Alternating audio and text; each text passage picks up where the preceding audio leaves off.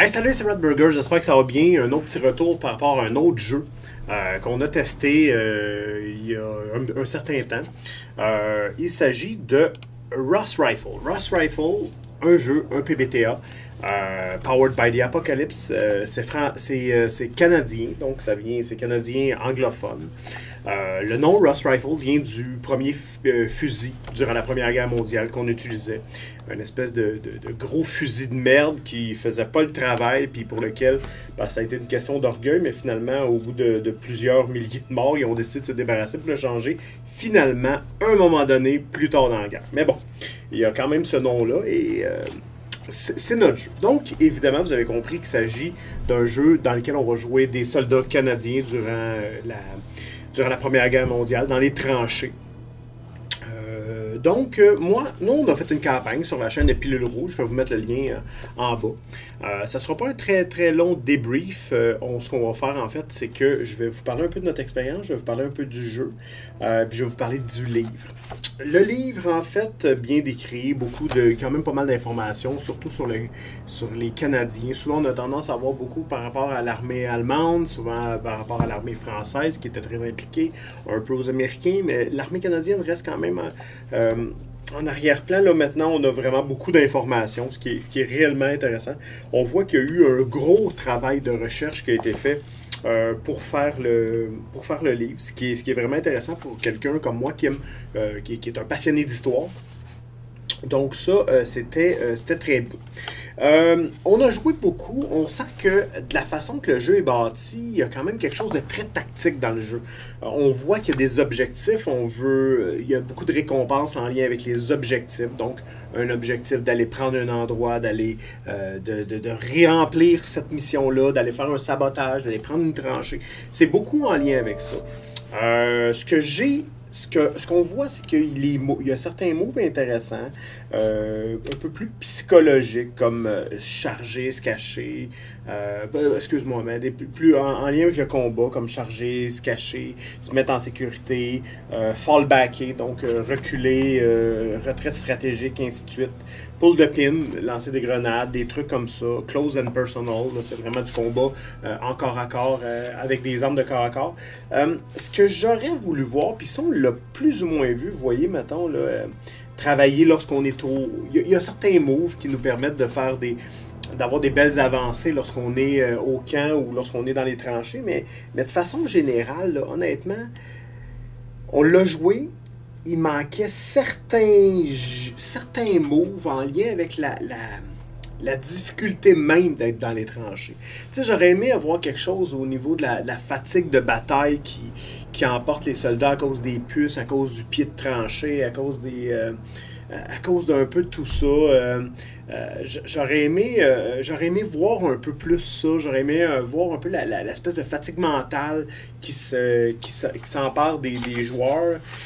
Et ça, il n'y avait pas vraiment de move là-dessus. En revanche, pour le combat, pour l'avancement vers les lignes ennemies, ça, c'est très, très bien défini. Puis, bon, le jeu, il a l'air d'être fait pour ça.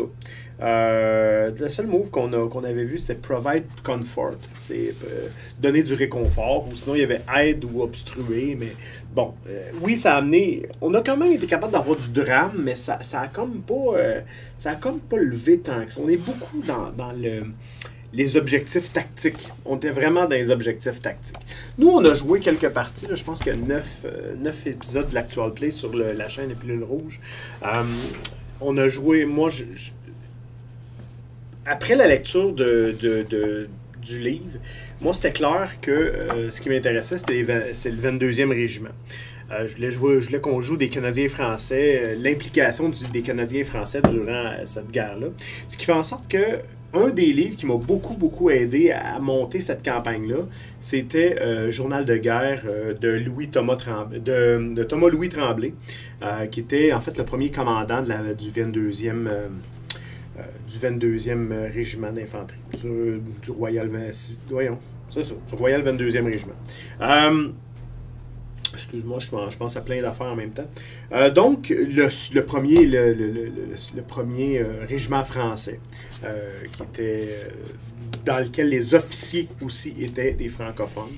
Donc voilà. Et c'est bien fait parce que c'est jour par jour. C'est vraiment son journal de combat. Et des fois, il écrit des choses. Regardez, mettons le 21, je regarde en 1916, le 21 septembre. Je suis toujours au lit, pouvant à peine remuer. Le général Turner me rend visite. Il me dit combien il est satisfait de la belle tenue du 22e au cours de la dernière action. Le général Turner donne un dîner ce soir auquel je ne pus assister. That's it. Il y a beaucoup de choses, mais quand on arrive dans les points un peu plus chauds, comme la bataille de Courcelette, qui a été un peu une des batailles qui a mis le 22e régiment sur la map, qui a vraiment fait gagner au régiment français, canadien-français, ses lettres de noblesse. Ben, c'est un peu cette bataille-là. Fait que donc voilà, c'est ça, c'est le journal de guerre. Il est aux presses du musée du Royal 22e Régiment.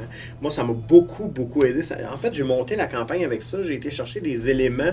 Même à un moment donné, j'ai fait, durant la campagne, ça c'était un peu ma gâterie à moi, là, qui aime beaucoup l'histoire. Ben, j'ai fait un discours dans le jeu qui était le vrai discours du lieutenant-colonel Thomas-Louis Tremblay. Fait que donc, moi, ça, j'ai beaucoup, beaucoup apprécié tout ça. J'ai beaucoup apprécié. Le jeu m'a pas comblé tant que ça. Comme je disais, je m'attendais... Quand on parle de la Première Guerre mondiale, on s'attend à voir l'univers des tranchées, on s'attend... Et ça, je l'ai pas eu. Là, j'ai comme... il a manqué un petit peu ça. Puis dans le jeu, puis j'aurais aimé le voir un peu plus. Mais pour le reste, le jeu fait le travail. C'est un bon PBTA. Il a été bien bâti. Il est canadien. En plus de ça, c'est intéressant. Et enfin, on dirait que ça met, au lieu de parler des Marines, au lieu de parler des Navy SEAL et de l'armée américaine, ben là, on parle de l'armée canadienne. Donc, il est intéressant pour ça. Voilà, c'était mon petit retour sur Ross Rifle. Je te souhaite une bonne soirée, journée, après-midi, dîner, comme tu veux.